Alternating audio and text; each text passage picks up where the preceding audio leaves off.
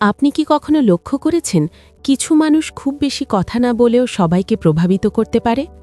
তারা যখন একটি ঘরে ঢোকে সবার দৃষ্টি তাদের দিকে চলে যায়। তাদের সিদ্ধান্ত মানুষ গুরুত্ব দিয়ে শোনে। প্রশ্ন হল, তারা কিভাবে এই শক্তি অর্জন করে? এটা কি জন্মগত প্রতিভা, নাকি এর পেছনে আছে কোনো মনোবৈজ্ঞানিক কৌশল? আজকের এই ভিডিওতে আমরা জানব ক্ষমতা ও প্রভাবের 7টি শক্তিশালী আইন। এই আইনগুলো অনুপ্রাণিত হয়েছে বিশ্ববিখ্যাত বই 48 লজ অফ পাওয়ার এবং মানব মনোবিজ্ঞানের বিভিন্ন গবেষণা থেকে। ভিডিওটি শেষ পর্যন্ত দেখলে আপনি বুঝতে পারবেন কিভাবে নিজের ব্যক্তিত্ব, আত্মবিশ্বাস এবং সামাজিক প্রভাবকে একেবারে নতুন স্তরে নিয়ে যাওয়া যায়। প্রথম এবং সবচেয়ে গুরুত্বপূর্ণ আইন হল নিজের সুনাম রক্ষা করা। এই পৃথিবীতে সুনাম শুধু একটি পরিচয় নয়, এটা হলো সামাজিক মুদ্রা। মানুষ আপনাকে কিভাবে দেখবে, কিভাবে সম্মান করবে, তার অনেকটাই নির্ভর করে আপনার সুনামের উপর। বিশেষ করে আজকের সোশ্যাল মিডিয়ার যুগে একটি ভুল সিদ্ধান্ত বা ভুল মন্তব্য মুহূর্তের মধ্যেই আপনার সুনাম নষ্ট করে দিতে পারে। স্মার্ট মানুষরা তাই সবসময় চেষ্টা করেন নিজেদের আচরণ নিয়ন্ত্রণ করতে, অপ্রয়োজনীয় বিতর্ক এড়াতে এবং একটি ধারাবাহিক ভালো ইমেজ বজায় রাখতে। কারণ তারা জানেন সুনাম হারানো খুব সহজ, কিন্তু পুনরুদ্ধার করা অত্যন্ত কঠিন। দ্বিতীয় আইন হল মনোযোগ আকর্ষণ করা। এই পৃথিবীতে অনেক প্রতিভাবান মানুষ আছে যারা অদৃশ্য হয়ে থাকে, কারণ তারা সামনে আসতে ভয় পায়।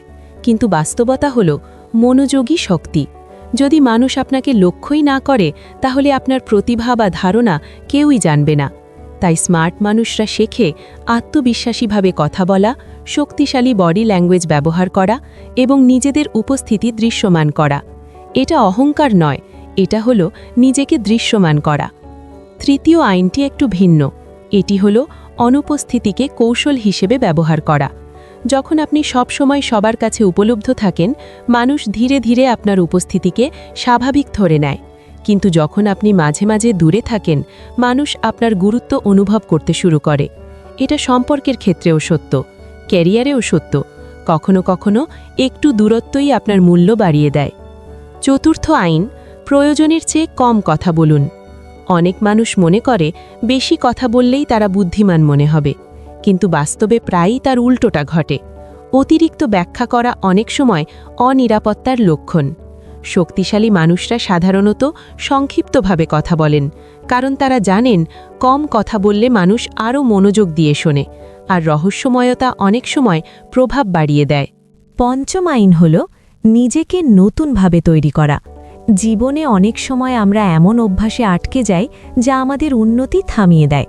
স্মার্ট মানুষরা মাঝে মাঝে নিজেদের জীবনকে নতুনভাবে সাজায়, যেমন নতুন দক্ষতা শেখা, স্বাস্থ্যকর জীবনযাপন, নতুন মানুষের সঙ্গে পরিচয়, নতুন লক্ষ্য নির্ধারণ। এগুলো শুধু জীবন পরিবর্তন করে না, এগুলো পরিচয়ও পরিবর্তন করে। ষষ্ঠ আইন, আত্মবিশ্বাসের সাথে কাজ করা।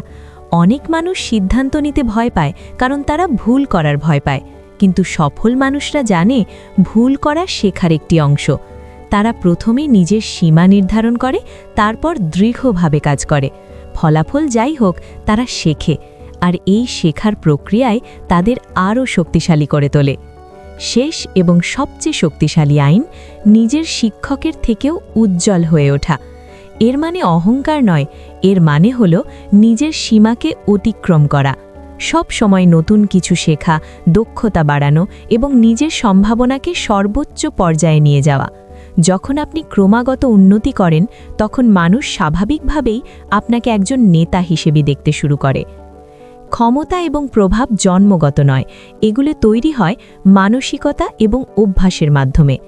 আজ আমরা জানলাম প্রভাব ও শক্তির 7টি গুরুত্বপূর্ণ আইন।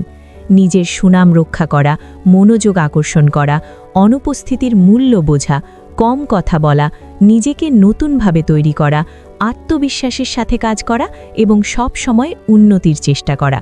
যদি আপনি এই নীতিগুলো জীবনে প্রয়োগ করতে পারেন, তাহলে শুধু আপনার ব্যক্তিত্ব নয়, আপনার পুরো জীবনই বদলে যেতে পারে। যদি ভিডিওটি ভালো লাগে, তাহলে অবশ্যই লাইক, কমেন্ট এবং সাবস্ক্রাইব করতে ভুলবেন না।